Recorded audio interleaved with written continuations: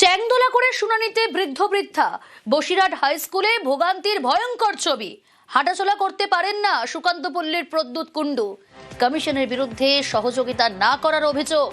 বাধ্য হয়ে চ্যাংদোলা করে বাবাকে নিয়ে শুনানিতে ছেলে। সেই ছবি দেখাচ্ছি আপনাদের, দেখুন। চ্যাংদোলা করে শুনানিতে বৃদ্ধ বৃদ্ধা। বসিরহাট হাই স্কুলে ভোগান্তির ভয়ঙ্কর ছবি।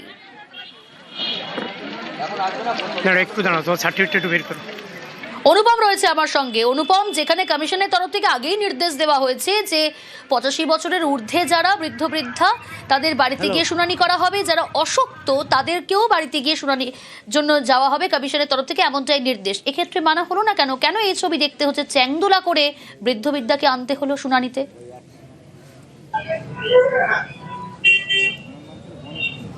দেখো, এইখানে সব থেকে বড় প্রশ্ন উঠে আসছে যে এই যে চ্যাংদোলা করে যে নির্মম যে ছবিটা আমরা দেখাতে হচ্ছে আমাদেরকে, শুধু হিঙ্গলগঞ্জ, শুধু বসিরহাট নয়, বসিরহাট হিঙ্গলগঞ্জ দু জায়গাতেই একদিকে যেমন প্রদ্যুৎ কুণ্ডু, অন্যদিকে হিঙ্গলগঞ্জের ননিবালা দাস, এদের গাইন, এদেরকে এতটাই তারা শারীরিকভাবে অক্ষম যে কেউ 4 বছর, কেউ 7 বছর ধরে তারা বিছানায় পড়ে আছে।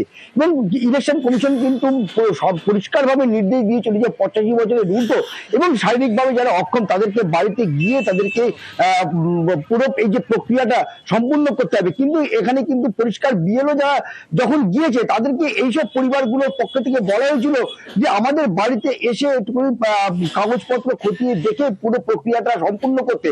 কিন্তু বিএলওদের পক্ষ থেকে সরাসরি বলা হয়েছে যে এই যে কেন্দ্র, সেই কেন্দ্রে নিয়ে যেতে হবে, না হলে বাড়িতে এসে করা যাবে না। অগত্যা এই ননিবালা গাইন বা প্রদ্যুৎ কুণ্ডুদের তাদেরকে বাড়ির থেকে তার ছেলে বা আত্মীয় স্বজন চ্যাংদোলা করে তাদেরকে এই কেন্দ্রে নিয়ে আসতে বাধ্য হয়েছে, যাতে এসআইআর যাতে তাদের নাম ওঠে, যাতে বাদ না যায়। আর এই যে ঘটনাটা, এই ঘটনা কিন্তু একদম পরিষ্কারভাবে কিন্তু মনে করিয়ে দিল যে গতকাল কিন্তু বিরোধী দলের নেতা শুভেন্দু অধিকারী কিন্তু বলেছিল বেশ শয্যাশায়ী হয়েও শুনানিতে তলব। কোলে করে শুনানিতে হিঙ্গলগঞ্জের অসুস্থ বৃদ্ধা। কমিশনকে জানিয়েও কাজ না হওয়ার অভিযোগ। বাধ্য হয়ে ছেলেদের কোলে করে শুনানিতে অসুস্থ মা। বসিরহাট হাই স্কুলে ভোগান্তির ভয়ঙ্কর ছবি দেখাচ্ছি, সেই ছবি আপনাদের। আমরা বিএলও অফিসার বাড়িতে গিয়েছিল, আমরা বলেছিলাম এরকম বাবা তো অসুস্থ মানুষ, তা বাবাকে কি না নিয়ে, প্যারালাইজ, আর 4-4.5 বছর হয়ে গেল, তো বললো না নিয়ে যেতে হবে। বৃদ্ধাটা প্যারালাইসিস রোগী, কথা বলতেও পারে না। 71 সালেও ভোটার আছে, 2002 সালেও ভোটার আছে। বিএলও কে বললাম যে বাড়িতে খুঁজে দেন, ওনাকে নিয়ে যাওয়া যায় না। বিএলও বললো না, হেয়ারিং এ যেতেই হবে। এসআইআর শুনানিতে হয়রানির শিকার ভোটাররা। হাঁটতে না পারলেও শুনানির লাইনে 90 বছরের বৃদ্ধা। পক্ষাঘাতে আক্রান্ত মেয়েকেও শুনানিতে তলব। কোনো মতে মা বোনকে নিয়ে শুনানিতে খোকন দাস। বাড়িতে শুনানি নয় কেন, প্রশ্ন পরিবারের। সেবক রয়েছে আমার সঙ্গে। সেবক, কেন এই ছবি কমিশনের নির্দেশ থাকা সত্ত্বেও?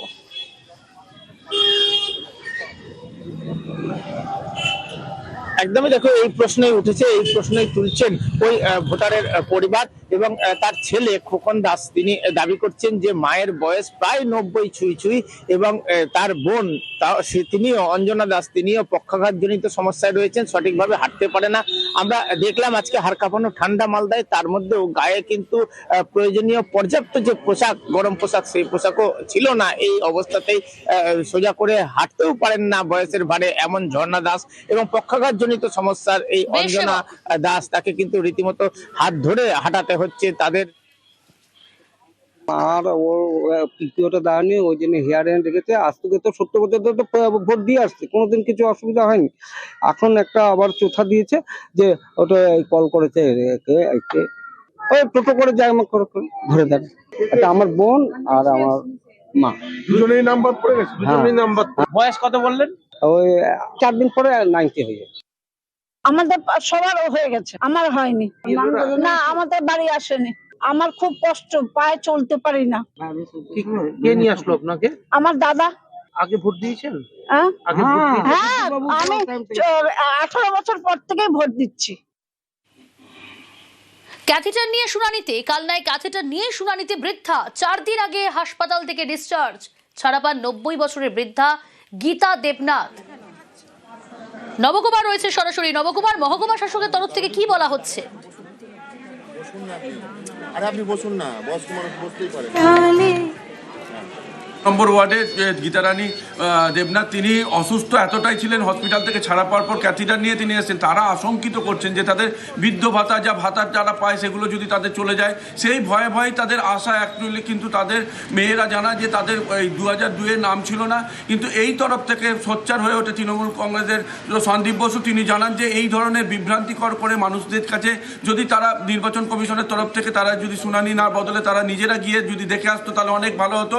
এই বিষয়ে প্রশাসনের তরফ থেকে কোনো উত্তর পাওয়া যায়নি। কিন্তু সেই বিষয়ে এই যে এলাকার লোকজন তারা বলছে যে এই অসুস্থ বৃদ্ধাকে নিয়ে আসার কোনো যৌক্তিকতা ছিল না। বেশ, কমিশনের বিরুদ্ধেই তাদের অভিযোগ। হিয়ারিং এ ডেকেছে, সেই জন্য যদি ভয় পেয়ে গেছি, যদি নাম বাদ পড়ে যায়, না এলে সেই জন্য নিয়ে আসা। দাদারা মারা গেছে, মা আমাদের কাছেই থাকছে, সেই জন্য মা অসুস্থ, বাদ পড়ে যাওয়ার জন্য। কত বছর বয়স আপনার মায়ের? 85+, বেশি হবে তো কম না। শুনানির লাইনে সমস্যায় অন্তঃসত্ত্বা, ঠিক থেকে ভিড়, লম্বা লাইনে চরম ভোগান্তি। সকাল 9টা থেকে অপেক্ষায় 8 মাসের অন্তঃসত্ত্বা। 9 পঞ্চায়েত এলাকার কমপক্ষে 1,500 ভোটারকে তলব করা হয়েছে।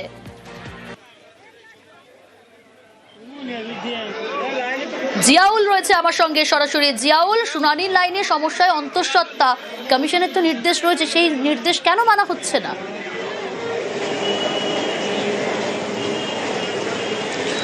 দেখো, কোনো নির্দেশকেই মানা হচ্ছে না। অর্থাৎ 8 মাসের অন্তঃসত্ত্বা মহিলা সুপ্রিয়া মণ্ডল, তিনিও কিন্তু এই এসআইয়ের হিয়ারিং এ সেখানে এসে লম্বা লাইন দিয়েছেন। অর্থাৎ সকাল তিনি 9টার সময় এসছেন, তারপরে প্রায় বেলা 2টোর সময় তার শুনানি হয়েছে। ফলে এই দীর্ঘ সময় ধরে তাদের অপেক্ষা করতে হচ্ছে। এবং তারপর যেভাবে ঠিক ভিড় পড়া, অর্থাৎ এই বসিরহাট 2 নম্বর পঞ্চায়েত সমিতি এলাকায়, সেখানে প্রায় 9টি গ্রাম পঞ্চায়েতের 1,500 ভোটারকে, অর্থাৎ যাদের বিভিন্ন সমস্যা রয়েছে তাদের জন্যই কিন্তু হিয়ারিং এর ব্যবস্থা করা হয়েছিল। এবং সেখানেই এই অন্তঃসত্ত্বা মহিলা এসে তখন যে পরিমাণে মানুষের ভিড় হয়েছে, ফলে তিনি দেখে আতঙ্কে কান্নাকাটি শুরু করেন। এবং তিনি কান্নাকাটি করেন, তারপরে সেখানকার বিএলও 2 যারা রয়েছেন বা তৃণমূল কংগ্রেস যারা কর্মীরা রয়েছেন, তারা সেখান থেকে নিয়ে একেবারে সেফ জায়গায় নিয়ে যায়। কিন্তু যেভাবে এই হিয়ারিং এ এসে একেবারে তিনি ভেঙে পড়েন বা ভয়ে আতঙ্কে হয়ে পড়েন এবং তিনি অসুস্থ হয়ে পড়েন, তারপরে তিনি সেই অসুস্থতার কারণেই তিনি কান্না জুড়ে দেয় সেখানে।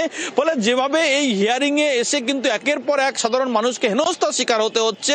কাউকে 5,000 টাকা ভাড়া করে হিয়ারিং সেন্টারে আসতে হচ্ছে, কোনো অন্তঃসত্ত্বা মহিলাকে আসতে হচ্ছে, এবং অনেক পেসমেকার বসানো এবং তাদেরকেও কিন্তু হিয়ারিং এসে আসতে হচ্ছে। ফলে চরম অসহযোগিতার একটা অভিযোগ তুলছেন ভোটাররা। তার কারণ নির্বাচন কমিশন ইতিমধ্যে নির্দেশিকা ছিল যে 90 বছরের ঊর্ধ্বে কেউ এখানে আসতে হবে না, অন্তঃসত্ত্বা মহিলাদেরকে তাদের বাড়ি যাওয়া হবে, এমনটাও কিন্তু নির্দেশিকা রয়েছে।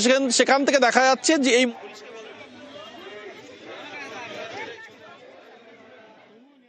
সমস্যা হচ্ছে? সমস্যা হচ্ছে এই মাথা ঘোরাটা, বাথরুম পাচ্ছি বারবার, অসুবিধা তো হবে এত লোকজনে না থাকলে। শুনানিতে ডাক করা কি সমস্যা? তো হিয়ারিং এ দেখে জানি না এখন কি করবে। অনেকক্ষণ বসে আছে, অসুবিধা হচ্ছে না? মেয়ে প্রেগনেন্ট আছে, ওনার কষ্ট হচ্ছে খুব, বারবার টয়লেট পাচ্ছে, মাথাও ঘোরাচ্ছে, কষ্ট হচ্ছে। অনেকক্ষণ ধরে বসে আছে? হ্যাঁ অনেকক্ষণ, প্রায় 9টা থেকেই বসি আমরা।